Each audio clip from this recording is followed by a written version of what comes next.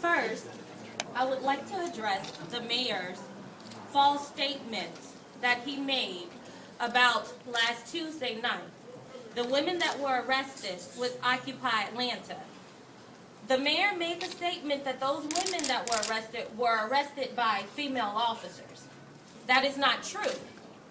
The majority of the women arrested last Tuesday night were drugged off by male police officers. This false statement is one that saddens us, that information would be misrepresented and not told truthfully. This leads us to November 5th, which is this coming Saturday, when Occupy Atlanta will reoccupy Troy Davis Park. We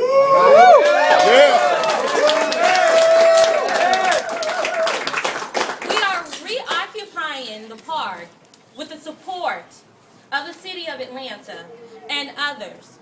We have Dr. Joseph Larry, who's lended his support to us, to stand with us. We're asking Reverend Jessie Jackson to stand with us. He's here today. We also have a non-violence training, which would be taught by the Reverend Dr. Lafayette, which will be here at Peachtree Pines at 10 a.m. on Saturday morning. We're asking the community to come out at 8 p.m. in Troy Davis Park for the rally, where we will reoccupy and stand firm on our commitment to address the issues, those issues that affects all of us, the majority, the 99%.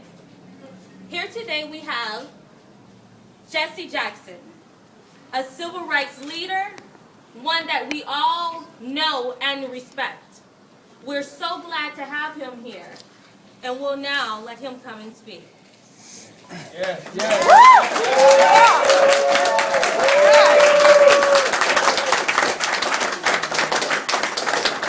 me give my thanks to you and for your gallant stand for social justice for all people.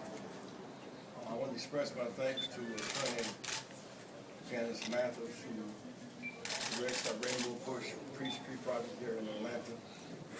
To host our Rainbow Peachtree Project today, tomorrow, and Saturday, focus in some sense from Virginia around to Texas, the need to deal with what amounts to the New South and the old Jim Crow. Yes. Difference between the haves and the have-nots. One thing to at least all those who stood in this fight, make several observations. One, remind us so much about the King's last effort on earth. His last effort was a poor people's campaign. He argued that we had gained the Civil Rights Act of '64. We had the Civil Rights Act, the Voting Rights Act of '65. You can have civil rights, the right to use any hotel, motel, or park, the right to vote, and starve to death without a commitment to a war on poverty, for jobs, justice, and access to health care. So we planned right here in the Pastor's Motel and in the basement of Ebenezer Church to march to Washington. Convening his last birthday, some whites from Appalachia, some Latino allies from the north, southwest, out in Chavez territory, some whites from Appalachia, some Jewish allies from New York, some blacks from Deep South, Georgia, Alabama, Mississippi, some Native Americans, a multiracial, multicultural coalition fighting for a floor beneath which no American would fall in a nation so bountifully blessed, and a nation, in fact, so wealthy. We're on our way to Washington to occupy the mall, prepare to engage in civil disobedience or even go to jail, to put the nation's focus on need to address poverty, to make a choice between the war on poverty and healing at home, and not the war in Vietnam and killing abroad.